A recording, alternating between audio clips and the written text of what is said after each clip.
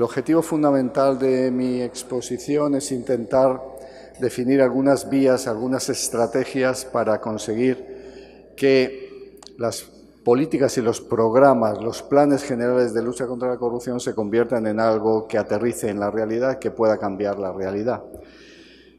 Lo primero que quisiera decirles desde una perspectiva conceptual es que no es lo mismo falta de integridad que corrupción. A veces la integridad, la falta de integridad no es corrupta, es decir, hay una serie de hechos, de actuaciones que no son íntegras, pero no por eso son corruptas, ¿no? La corrupción es lo más grave, pero hay muchas actuaciones que no son éticas, no son íntegras, y también hay que intentar combatirlas para conseguir una administración íntegra. La integridad, para empezar, es una cualidad personal.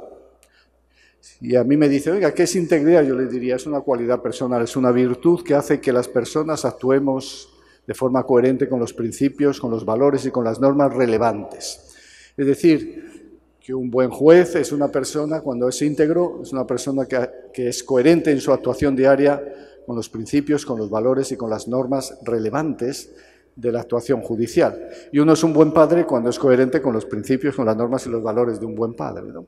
Sí, tenemos diferentes momentos, diferentes roles en la vida, y en todos ellos tenemos que ser íntegros. Pero la integridad también es una política pública, y en eso es en lo que nos vamos a centrar. La integridad se puede intentar, de alguna manera, implantar en un determinado país, en un determinado gobierno, para conseguir, a través de los incentivos y desincentivos adecuados, que la mayoría de la gente, la mayoría de los servidores públicos sean íntegros, y desincentivar que la mayoría sean no íntegros. Como les decía, la tipología de corrupción es muy compleja, no vamos a entrar, pero es obvio que la corrupción implica sobornos, implica a veces esto que llamamos los favoritismos, con los clientelismos, ¿no?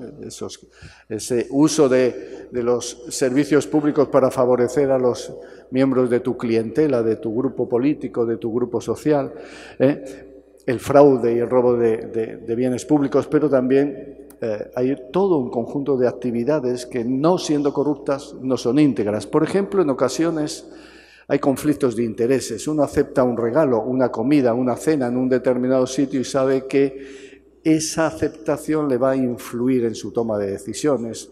O alguien, por ejemplo, trabaja en una empresa que precisamente, que recibe contratos de la organización donde uno está, y entonces tenemos conflictos de intereses.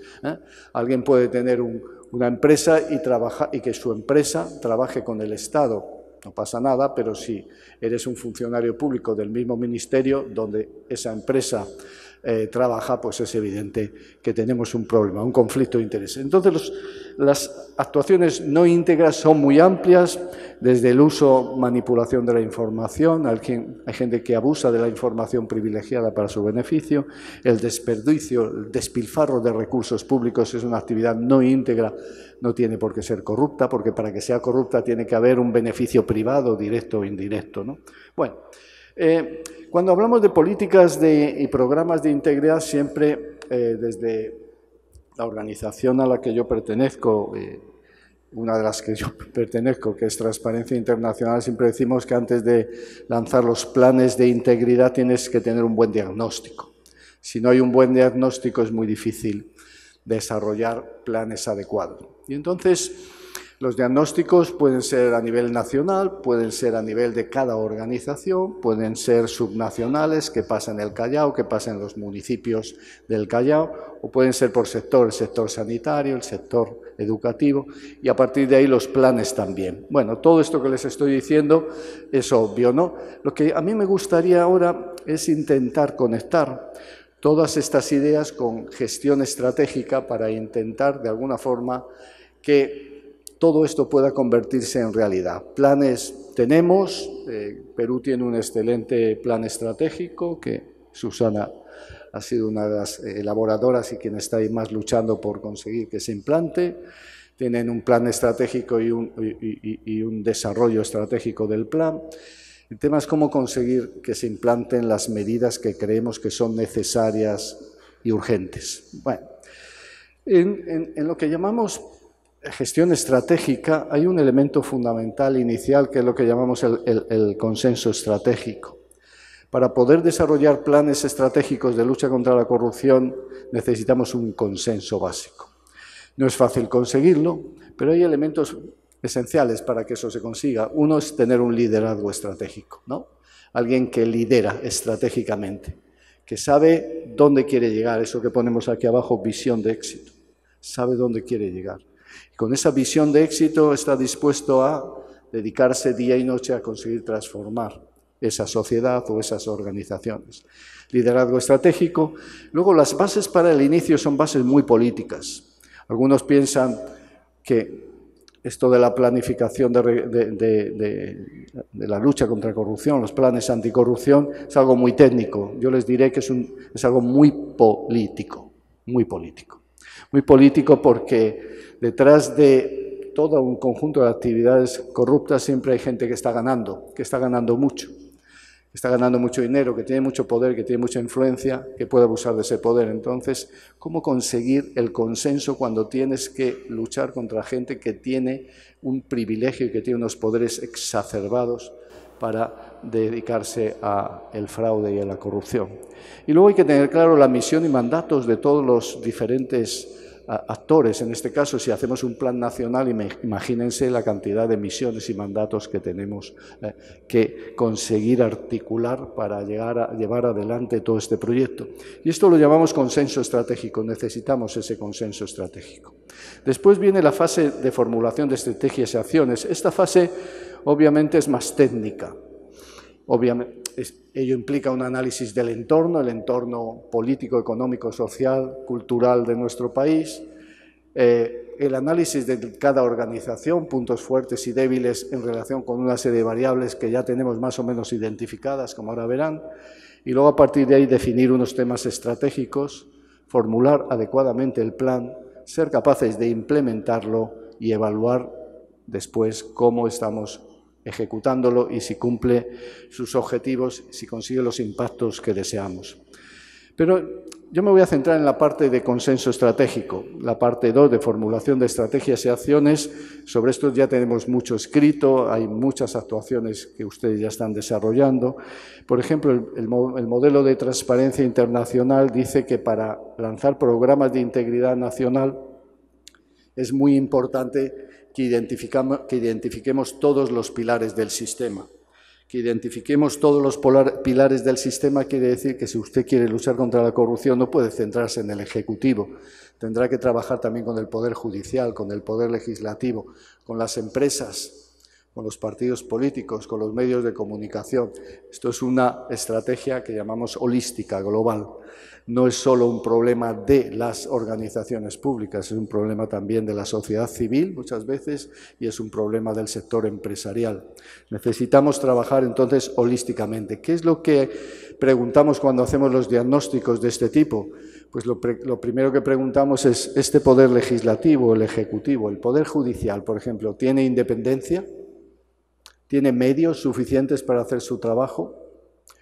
Y a partir de ahí tiene las capacidades para hacer su trabajo. Segundo, tiene transparencia, desarrolla su trabajo con transparencia, desarrolla su trabajo rindiendo cuentas adecuadamente, tiene sistemas de integridad internos, es decir, códigos éticos, controla los conflictos de intereses, hace evaluaciones de riesgos de corrupción. Entonces, en cada uno de los pilares hay que ir evaluando todo esto y luego cuál es su rol en la lucha contra la corrupción en términos generales. Bueno, esto es lo que llamamos diagnóstico, está muy desarrollado, en muchísimos países se ha hecho por parte de Transparencia Internacional. Bueno, pueden consultarlo perfectamente en las páginas de Transparencia Internacional. Y luego esto es lo que llamamos el marco de integridad de cada organización. Cada organización pública también debería tener su propio marco de integridad. ¿Qué quiere decir esto? Que en cada organización pública tenemos múltiples subsistemas, ¿verdad? Y hay que diagnosticar en cada uno de ellos, en el sistema de recursos humanos, en el sistema de contratación, cuáles son los riesgos para la corrupción. Y luego tener todo un conjunto de políticas anticorrupción dentro de cada organización pública. con sus instrumentos, sus procesos y sus órganos internos. Es decir, que cada departamento debe tener su propio código ético o tener un código ético más general, pero con un comité de ética que se encargue de hacer el seguimiento del código, tener evaluaciones de riesgos de corrupción, tener formación en ética, tener todo lo que hemos establecido ahí, sistemas de control de los conflictos de intereses, etc. Pero vamos a lo que quería explicarles, ¿no? Lo primero, la base para el inicio, es obvio que todos sabemos que los países más desarrollados, los países que mejor funcionan en el mundo, son países que tienen buenas instituciones, que han conseguido generar instituciones que incentivan lo mejor de la gente y desincentivan lo peor, ¿no? Han conseguido diseñar buenas instituciones, ¿no? Sabemos que entre esas instituciones es clave aquellas que fomentan la transparencia, la rendición de cuentas, la participación ciudadana inclusiva, etcétera. Lo sabemos, está ya más que demostrado. Ahora, el problema es cómo adaptamos a nuestro país las prácticas institucionales que funcionan en el mundo. Cómo hacer que lo que en Suecia funciona, funcione en España o funcione en Perú, ¿no? Eso es ya más complicado. ¿Cómo conseguir que realmente las instituciones cumplan su función última? Para esto no vale copiar, es necesario adaptar, es necesario analizar adecuadamente. Todo diseño de las instituciones, cuando vamos a diseñar instituciones en la lucha contra la corrupción, cuando estamos innovando, porque ya les digo, todo lo que tenemos ahora, todo lo que conocemos ahora de lucha contra la corrupción, dentro de 5 o 10 años va a cambiar por la llegada de las nuevas tecnologías de información, por la inteligencia artificial, por las bases de datos abiertos, todo va a cambiar mucho. Entonces vamos a tener que estar reinventándonos, pero cualquiera que desarrolle un programa institucional de cambio tiene que tener claro, primero, que tiene que conocer el orden institucional en el que va a actuar. Sus niveles de adaptabilidad, en qué medida es adaptable nuestro sistema a esos cambios. Cómo debe ser el orden institucional preferido, tener esa visión estratégica de cómo me gustaría que fuera la lucha contra la corrupción en Perú, cómo me gustaría que fuera su marco institucional, su diseño institucional. ¿Cuáles son los arreglos institucionales que permitirían avanzar? Y cómo diseñarlos para que resuelvan problemas. ¿Qué tipo de proceso de diseño es el más adecuado para poder tirar adelante? Todo esto es propio de alguien que tiene una visión estratégica para diseñar adecuadamente instituciones. Y diseñar una institución es algo extraordinariamente complejo. Es más complejo a veces que diseñar un avión de combate, un avión supersónico. Es un diseño extraordinariamente complejo que hay que desarrollar con extraordinario cuidado y hay que conocer de qué estamos hablando. Otro elemento fundamental es que el Banco Mundial nos está dando ya algunas ideas, algunos criterios sobre cómo diseñar instituciones. La verdad que, por desgracia, el Banco Mundial, si hay algo que tiene claro, es que ha fracasado en una gran parte de sus proyectos anticorrupción, ¿no? Es decir, se ha gastado mucho dinero, pero no se han conseguido avances suficientes en la materia. Entonces, pensar qué es aquello en lo que hemos fracasado es clave y qué tenemos que mejorar. Yo creo que lo primero es tener clara la visión, y la visión de éxito de la lucha contra la corrupción no es decir, en este país no hay corrupción, o hemos reducido enormemente la corrupción. La visión de éxito es, en este país hemos conseguido unos diseños institucionales de lucha contra la corrupción que nos permiten crecimiento económico, crecimiento sostenible, que nos permiten un crecimiento equitativo y que nos permiten tener un entorno de seguridad. El objetivo es la seguridad, el crecimiento sostenible, que la gente viva más, mejor y feliz. Y la integridad es fundamental para ello. Otro elemento es construir las bases de consenso. Para ello es necesario tener en claro bastantes cosas. Hay 3 elementos esenciales que tenemos que tener claro para que cuando diseñemos instituciones estas funcionen. Yo creo que la primera es esto que llamamos compromiso. Sin compromiso de los actores no es posible avanzar. ¿Cómo conseguir ese compromiso? Tenemos que ir alcanzando el compromiso de cada uno de los actores clave para desarrollar nuestra estrategia y nuestro plan. Segundo, la coordinación. Sin coordinación no se consigue avanzar tampoco. Podemos tener 20 instituciones que están todo el día pegándose entre ellas para ver quién tiene las competencias y al final no avanza ninguna. Tenemos que diseñar un sistema que sea perfectamente coordinable. Y tercero, tenemos que generar cooperación. Los actores deben cooperar todos ellos para conseguir avanzar en la materia. Entonces, 3 elementos, ¿verdad?, de coordinación, cooperación y compromiso en el diseño de las instituciones. Y eso entra dentro de lo que llamamos las bases de consenso. Esto es una actividad política, es una actividad de diseño, pero es muy política. Conseguir el compromiso, conseguir incentivar que la gente se comprometa, conseguir minimizar todo el conjunto de actores que están en contra, trabajar políticamente para aislarlos, generar las coaliciones ganadoras, eso es fundamental, ¿no? En gestión política, en consecuencia, no podemos obviar el término poder, el poder, ¿no? Hay siempre en estos ámbitos personas, grupos de actores que tienen intereses muy sólidos y que implica necesariamente que para cambiar las instituciones tenemos que reducir su poder, tenemos que luchar políticamente por reducir su poder y eliminar en la medida de lo posible sus privilegios. Esto es una lucha política. Nuevamente necesitamos compromisos sólidos y coaliciones ganadoras para ello. No es sencillo que el cambio surja, ¿verdad?, desde el statu quo. Normalmente hay 3 patologías que cuanto más sostenidas, cuanto más desarrolladas están, más difícil es cambiar las instituciones y desarrollar lucha contra la corrupción y a favor de la integridad. Las 3 patologías, la primera es la exclusión. En aquellas sociedades donde excluimos a tanta gente, son sociedades violentas. Tenemos que incluir. Necesario tener políticas de inclusión. No podemos pretender luchar contra la corrupción cuando millones de personas están excluidas, no se sienten parte de la sociedad, no están dispuestas a cooperar.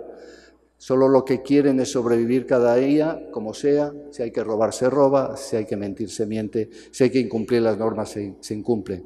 Es necesaria la inclusión de la sociedad. Segundo, el otro gran problema es la captura. Una gran parte de las decisiones políticas están capturadas por grandes grupos de interés perfectamente establecidos que a través de sus lobbies y de sus instrumentos tienen ya capturada una gran parte de la acción política. En consecuencia, nuevamente, para luchar contra la corrupción o luchamos contra la captura de políticas o no vamos a avanzar. Y el tercer elemento es el clientelismo. Un clientelismo que, como ustedes saben, está muy arraigado en nuestras culturas. La idea de que para conseguir determinados servicios públicos la clave es tener el amigo o la amiga correspondiente, estar en la clientela correspondiente, apoyar al político correspondiente, estar dispuesto a dar lo mejor de ti mismo durante un tiempo para que luego te den privilegios. Y eso es una ruptura del universalismo esencial de toda sociedad. Una sociedad que funciona tiene que ser universalista, es decir, que las normas se aplican objetiva e imparcialmente, e idealmente que se construyen objetiva e imparcialmente. Pero desde luego, cuando en un país las normas no se consiguen aplicar de forma imparcial, la corrupción ya está perfectamente instalada.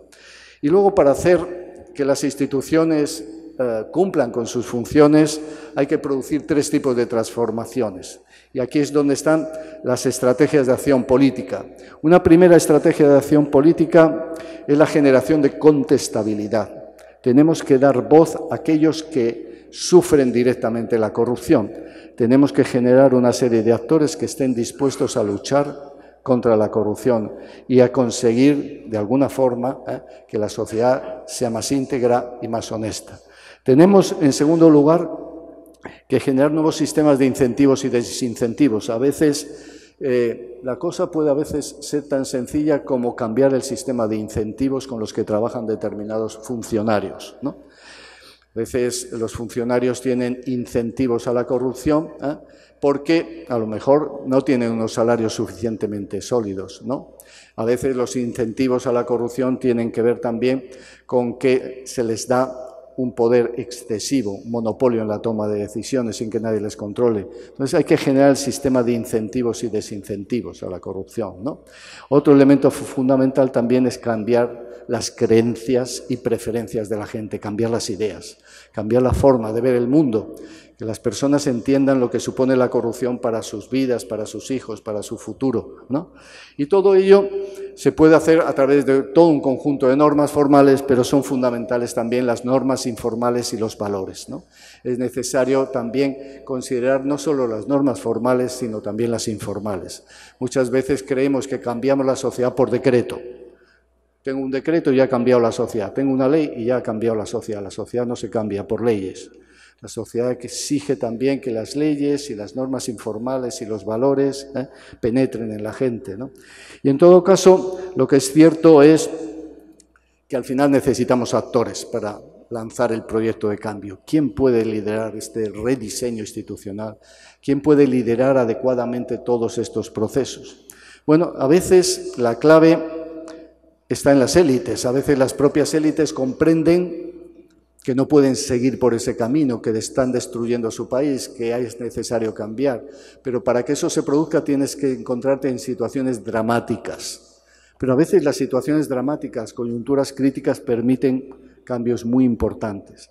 Y la sociedad en ese momento está presionando y las élites entienden su papel y transforman. A veces ocurre, a veces es difícil que ocurra. Otras veces lo que hacemos es que vamos creando agencias anticorrupción, unidades de lucha contra la corrupción que están de alguna forma cubiertas, tienen como personal gente que se cree su labor. Y a partir de ahí viene eso que llamamos el cambio bottom-up, de abajo hacia arriba. Estas instituciones empiezan a luchar, empiezan a generar congresos como este, empiezan desde abajo y empiezan a hacerle la vida mucho más difícil a los corruptos y a los corruptores. Entonces, a veces son estos cambios que se producen en las élites políticas o en las élites burocráticas y tecnocráticas las que permiten iniciar procesos de cambio. Sin lugar a dudas, sin una sociedad civil organizada que esté dispuesta a luchar es muy difícil conseguir esto, ¿no? Necesitamos una sociedad civil que ahora, gracias a las nuevas tecnologías, también puede y tiene la posibilidad, ¿verdad?, de controlar mucho más, de lanzar mensajes en las redes.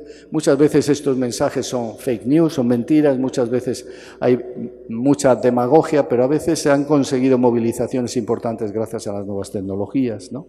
Y finalmente las organizaciones internacionales también pueden ayudar en este proceso. Entonces tenemos tres actores: las élites políticas, las élites burocráticas o tecnocráticas, la sociedad civil y también, como no, los organismos internacionales. Ya estoy acabando.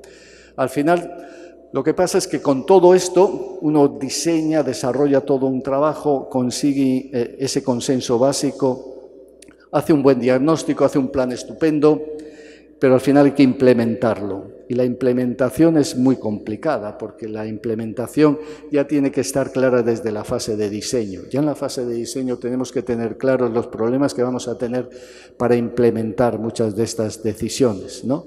Cuando uno analiza, oiga, ¿y cuáles son los factores que facilitan o dificultan la implementación? Pues uno encuentra enorme cantidad de ellos, desde la tratabilidad del problema. Hay problemas tan difíciles que es muy difícil implementarlos, pero desde luego tenemos las teorías adecuadas, las tecnologías adecuadas, tenemos el porcentaje de grupo objetivo sobre la población total que permita el cambio. Bueno, aquí en el caso de la corrupción está claro, yo creo que tenemos un problema claro.